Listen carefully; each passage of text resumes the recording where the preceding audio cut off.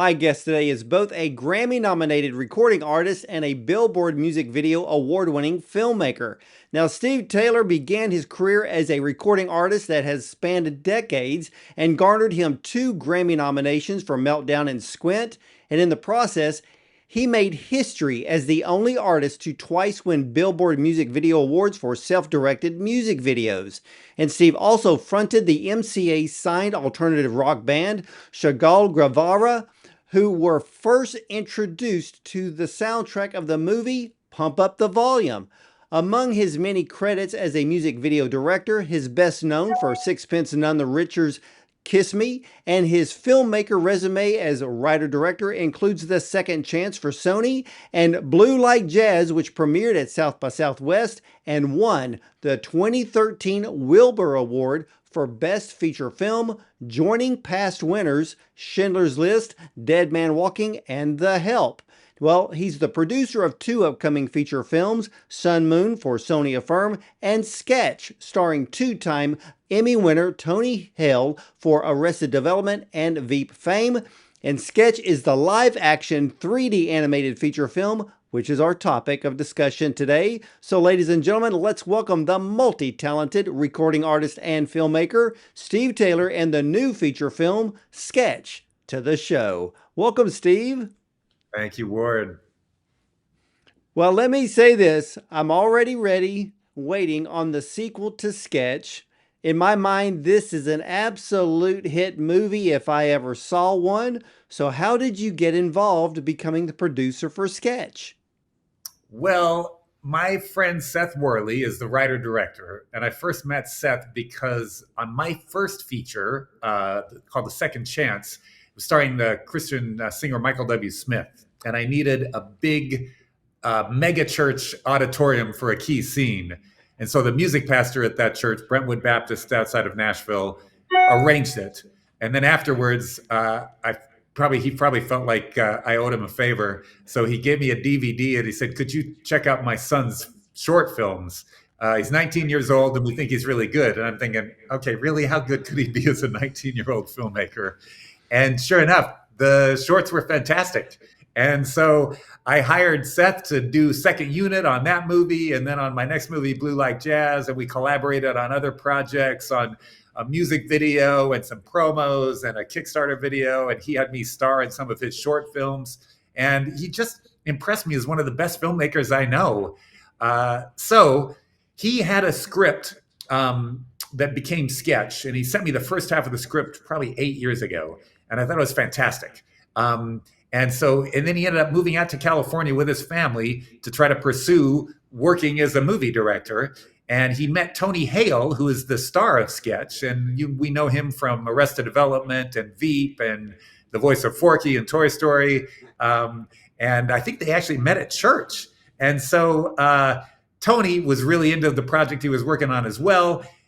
They came very close to getting a studio to make this movie Sketch, but they could never quite get there. And so eventually Seth moved his family back to Nashville. I think he was kind of disappointed that he couldn't get it made. And I got with him and said, "What's going on with Sketch?" He said, "It's dead." And I'm like, no, it's too good. We got to figure out a way to make this movie.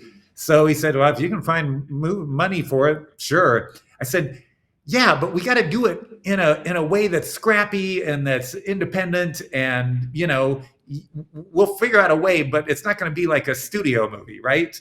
And we were sure enough able to get the money pretty quickly. A friend of mine, John Irwin, who's also a noted director and writer, he loved the script, so he found the money, and we were able to make the movie we wanted to make.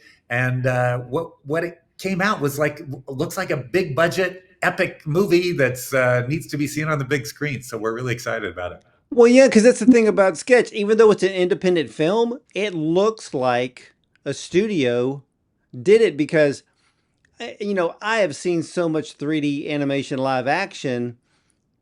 This film is so good. I mean, when I'm looking at the scenes, when you have the 3D animated characters and then you have the live action actors there in the same scene, I literally paused the film just so I could look at it really close.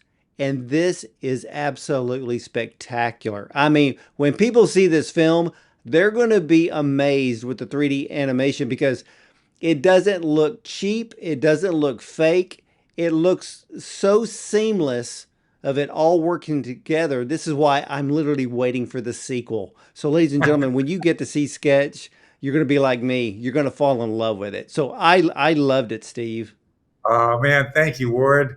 I mean, Seth is not only a really good writer and director, but he's been a visual effects master for like, I don't know, 10, 15 years. So I knew he could pull it off. And he really got it. He would want to give credit to the other people that worked on him with it on the VFX side and, of course, on the production and all those things. But it really came from his mind. And he actually used some of his own kids' drawings as the basic premise, because as you know, the premise of the movie is that 10-year-old Amber is having problems, and her dad, played by Tony Hale, is concerned about her. And of course, we find out that her mom died 6 months earlier, and so that's why she's having all these issues. So he takes her to a counselor. The counselor learns that she likes to draw, so the counselor gives her a sketchbook and tells her to put all her feelings in this sketchbook. And she goes to town and starts drawing comically horrific monsters that end up coming to life and terrorizing everybody. So we've Well, been calling it a cross between Inside Out and Jurassic Park, which isn't a bad you know, combo. when I watched the film, I was thinking The Goonies, Stranger Things, and then bringing in the realism of Stand By Me. Oh, And nice. yeah, so because I saw these elements here, because it is a family adventure, it's full of humor, but you magically cover some very serious topics in the film with tremendous grace. Can you explain? Yes, the idea was is we wanted to ground it in a real situation, and uh, this family is going through grief, and none of them, the guys, the dad and the son, they don't really know how to handle it, so they just internalize it. Amber's the one who's putting her grief into her art, and at the end of the movie, there's of course a beautiful resolution. It's very emotional, but they realize that Amber's the one who's doing the right thing because she's, you know, making something with her grief, and so that's what brings them all back together. Yeah, I'm not going to give any spoilers here whatsoever. And I love the underlying storyline here because, we see so many films about single moms, but Sketch is about a single widowed father, which kind of goes back to, I think, maybe the 1970s.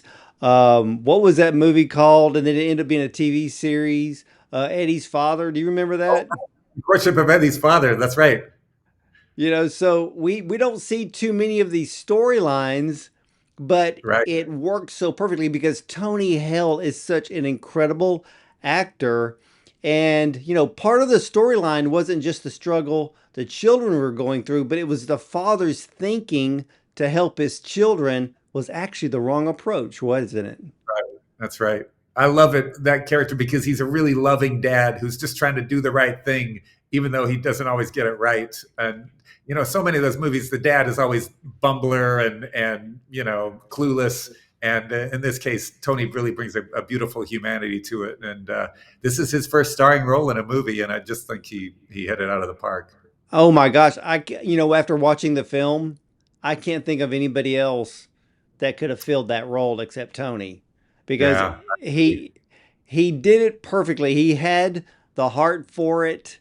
You could see the scenes where he has the particular facial expressions. We know what he's thinking, we know what he's feeling without him having to say a word. But then Right. there's also a lot of those humorous moments in the film as well. Yes, I love the way he acts when his daughter finally shows him what's inside her sketchbook. He's trying to be really calm, and you know that inside he's probably a sea of nerves.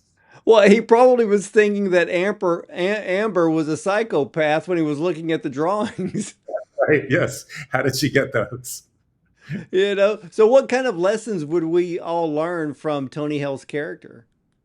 Well, he was very involved. He worked with Sketch in crafting that character, and both of them are fathers. And Seth has three kids of his own, and so I think they really wanted to get the nuances right. They didn't want to create just a comic foil. They wanted to create a character with depth, and I think they pulled that off. And Then, of course, I would love the contrast between Tony's character and his sister, played by Darcy Carden, who people will know as Janet in The Good Place.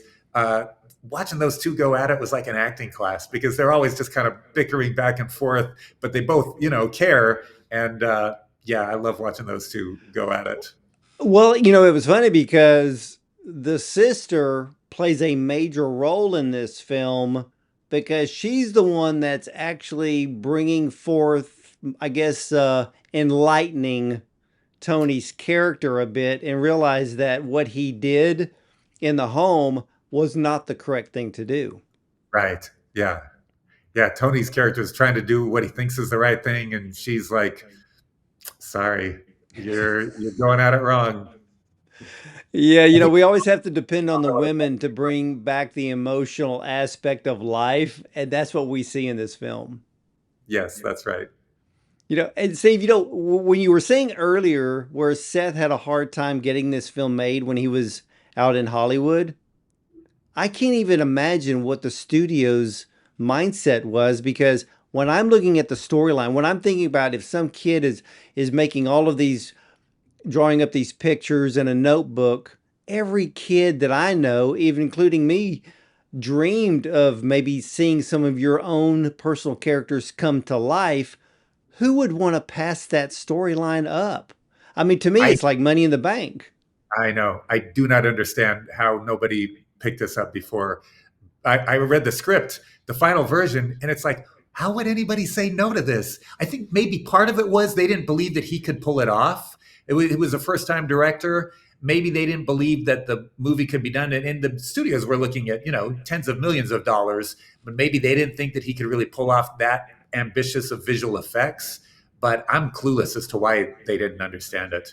It's funny, just yesterday we were at Pixar because the head of Pixar saw the movie and loved it. And he wanted to show his whole team at Pixar this awesome movie that they had nothing to do with, but he thought was a great movie for them to see. So we had a great time screening it at Pixar. And, in my mind, Pixar is the gold standard for storytelling. So that was a great little pat on the back from them. Well, I have talked to other filmmakers and some of those that, work for the really big studios. And especially in the areas of animation, some of these film studios look at the script, but then they're also looking at the fact that, wait a minute, this goes beyond film. This could be a toy line. And when I saw Sketch, I'm thinking, what kid wouldn't want some of those crazy characters, as a toy? And I'm Yes, thinking that the major Hollywood studios, literally, as you know, and I agree with, they dropped the ball on this one. I'm with you. It's funny. We got when we came to our Angel is distributing the movie, and they've been fantastic partners.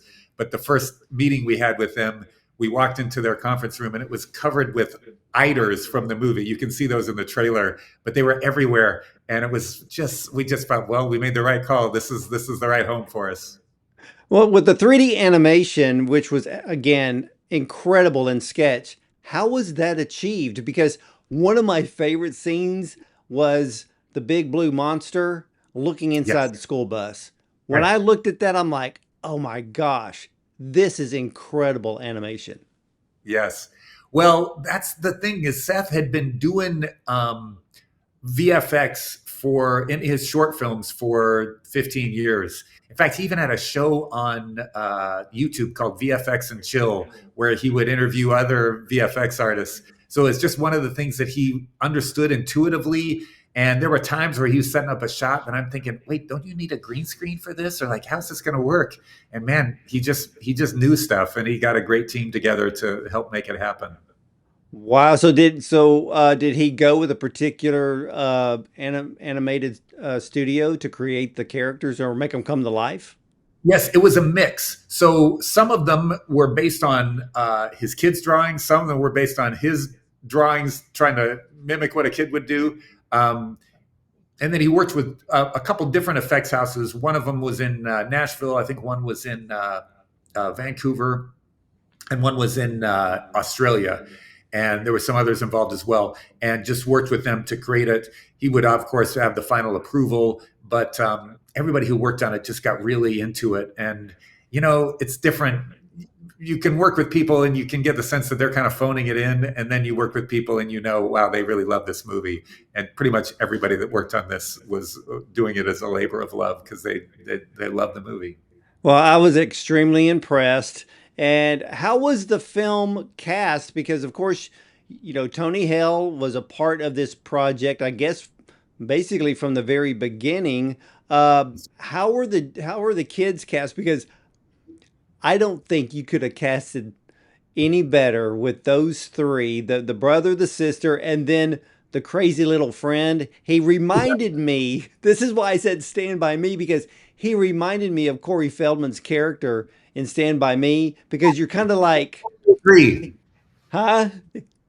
He rubs you the wrong way, but at the same time, you just love him. I know. Yes, the kid playing Bowman is the name of the character, and he's just a funny kid anyway. Like, he was a fun guy on between shots to have a conversation with. His mind could go all kinds of different ways. Those three kids, they were cast by Jessica Sherman, who was our casting director, and she was really smart because she was not only casting kids that could act naturally. A lot of child actors, they have kind of this Hollywood sheen where they don't quite feel human all the time. And these kids were just great. But you're also casting their parents, because one parent is always going to be around on the set. And we had really great parents as well. The kids formed a really great bond, and they still get together, go to Disneyland with their parents and things like that. And the three of them hang out. And at the end of the movie, I kind of felt bad for them because I doubt they'll ever have as great of an experience as they had making Sketch. Everybody was there for them. We had created a really great family environment, and they were well taken care of and well loved. Yeah, one of the scenes that I absolutely just busted out laughing was, and I'm not going to give too much away, but when they were trying to figure out, hey, we need a weapon. Right. We need a weapon. And so they all had their own ideas of a weapon. And then you said his name was Bowman? Right, Bowman. But so when he drew his, it was so funny. But then when it came to life, I busted out laughing because it's like this kid finally got what he really wanted. Yes.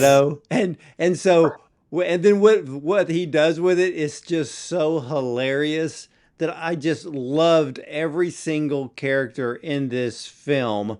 But also, since you have a stellar recording artist background, did you have a hand in choosing the songs that played in the film? I gotta say, Seth really he's got a good music sense, and he really found the music that he wanted. The person who scored the movie, Cody Fry, he's actually a pretty well-known recording artist. He just loves making symphonic music, and this is his first time to score a movie, but man, he hit it out of the park too. So we're really happy with the way the music turned out. Well, I know that Sketch had to go through the Angel Studio Guild process. What was Yes. that like, and what has been the early reactions from selected audiences? Yes. So it was a little terrifying at first because that's what Angel does. If it doesn't pass the guild, they don't put it out. But thankfully, we passed the guild with flying colors. And the first reaction we got from audiences was when we screened it, premiered it at Toronto International Film Festival, which is one of the big 5 film festivals. And that was the one we wanted to be in. So we were really excited when it premiered there. And it got a fantastic response. In fact, you may know it's actually at 100% fresh on Rotten Tomatoes, which I think the last time that happened for a live action family movie was Paddington 2. And, if you didn't like Paddington 2, you either never saw it or you have no heart, because it's one of the all-time greats. So that was a really good early indicator that we had something. And then since then, every audience we screened it for. Did I tell you where we were yesterday? Did I mention that we were at Pixar? Did I tell you Yes. Yeah, so we screened it at Pixar, got a great reaction. We've screened it for different theater aggregates, AMC, Regal. We've screened it for their heads, and they've all loved it. So, and then I actually got a chance to go to Barcelona for Cine Europe, which is the gathering of European theatrical exhibitors, and they don't like anything. So I was a little nervous about that one. The only movie that was going to be playing that week for all of them was F1, and evidently it wasn't ready. So they screened Sketch instead, and it got a fantastic reaction from all these European distributors who typically are very hard to please. So we're feeling hopeful. The movie's going to be released theatrically in most of the world, which doesn't happen as much. No, it does not. And since you screened it at Pixar, you think they're wanting to do the sequel for you?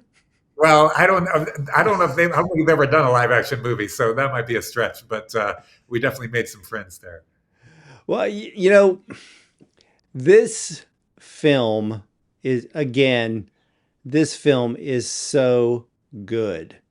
And when I was almost to the end of the film, something popped into my head.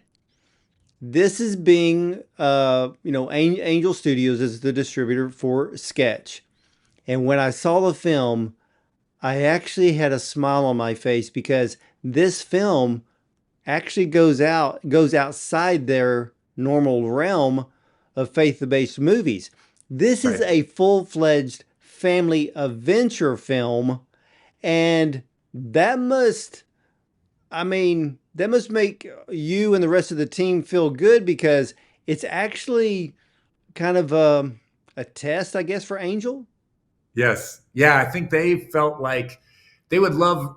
I think they would love to be kind of what Disney used to be, and so they felt like this movie really kind of ticked all the boxes of what they were looking for the future of Angel. So we were glad, happy for their enthusiasm. So, what would you like audiences when they finally go to the theater to see it? What would you like for them to take away from the film? Because to me, this is one of those films that is a perfect theater experience. Mm. Well, thanks for saying that. I think it's much more enjoyable in a big theater with a bunch of other people around. And it certainly got a big screen look. We mixed it in Dolby Atmos. It's been mastered in Dolby Cinema. So it's going to look really good in theaters. And I think there's something about getting a large group together and having a joyride where it's thrilling and it's funny, but it's also really emotional. There's just not anything like that. So I'm hoping people will experience it in theaters. Yeah, I'm going to be shouting it from the rooftop for you, Steve. That's for sure. And as a producer, what was your biggest challenge in getting this whole thing put together? Oh man, since I directed movies before, now I know producing is like filmmaking minus all the fun parts. So it's just it's dealing with agents and it's doing budgets and it's having to say no a whole lot more than you would like to and trying to keep the train on the tracks. Thankfully, Seth is such a strong filmmaker and a pro that he made it a lot easier than it might have been otherwise. The VFX process took a lot longer than we all thought. I was thinking it could be done in a matter of months. It took about a year and a half to get it right. Part of that's because Seth is a perfectionist and he wanted everything right. And shots that I said, man, that looks great. That's great. He's like, no, it's not there yet. I was like, okay. So we kept at it and we spent a little more money than we were planning on. But thankfully, everybody's really happy with the results. Well, it's kind of like when Monsters Inc. came out, the Yeah. biggest, I guess, awe moment for everyone was looking at how all of the fine details, like the hair and the fur, and you can see every single strand. And then when I see Sketch, I get that same feeling when I watch it. Yeah. We really wanted to try to get all the textures right because each monster is based on one of her drawings. But some of her drawings are with crayon, and some of them are with a Sharpie, and some of them are with chalk. And of course, each of the monsters, they have to figure out a way to get rid of the monster using the right, the things that would mess up chalk or Sharpie and something like that. So a lot of the textures were really important. And I think that was part of what Seth was looking for, and probably why it took so long. He just wanted to make sure the textures were right. He nailed it, that's for sure. So What is it besides sketch? What is coming up that you're excited about? Well, as we say in the business, multiple projects in various stages of development. So I also produced a kids animated series called The Dead Sea Squirrels that's now streaming on Minnow, and we're really happy with. And Seth actually worked on this many of the screenplays for that as well. I've got a political comedy that I've been working on for a long time. And really, how could you have a political movie these days and not make it a comedy? And some other projects. So we'll see which one gets to the finish line first. Oh, I love it. And ladies and gentlemen, when a 10-year-old girl's sketchbook takes a dip in a mysterious forest pond, her comically imaginative drawings spring to life, and they're not exactly friendly. As these scribbled monsters wreak havoc, it's up to her family to come together, face the madness, and somehow save the day. Everyone who sees Sketch is going to be like me and beg for a sequel. Wreaking havoc with humor is the type of films we need in our lives. Now, for many of us, Sketch brings back the days of the Goonies and Stand By Me, and you'll pick up a little bit of Stranger Things, but Sketch not only puts a smile on your face, it paints it on your face. So the mixture of live action and 3D animation is of the highest quality.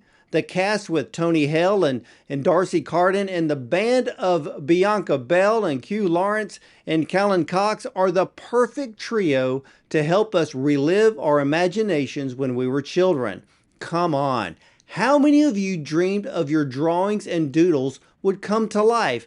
And if they did, what would you do? Well, Sketch also covers single widowed fatherhood in a way that is authentic, moving, and heartfelt. And it'll help all of us dads to be better fathers and being there for our kids, regardless how old they are. Sketch gets a 5-star reel of approval from Bondon Cinema. And Steve, I want to thank you so much for sharing this film with me today. Thank you, Ward. It's so nice to hear your thoughts on it. I'm glad you liked it. Absolutely loved it. And Steve, when does it debut at the theaters? August 6th, nationwide. All right, ladies and gentlemen, we are only barely a month from the debut of Sketch in theaters, as Steve just said, nationwide. Plan the date, buy your tickets in advance, take your family, take your friends, fill up that theater, because this is a film that you're absolutely going to love. You'll probably want to go see it more than one time, and be like me. Reach out to Angel Studios and say, hey, we need to see Sketch 2. We want a sequel. This is an incredible movie that we need more of. So, ladies and gentlemen, you can catch all of the Bondon Cinema interviews at bondoncinema.com. Check out our Prime show, our YouTube channel, and you can listen to us on your way to work or play on Spotify, iTunes, and Audible, and more. And thank you for watching, because you're either going to see me at the movies or on the red carpet.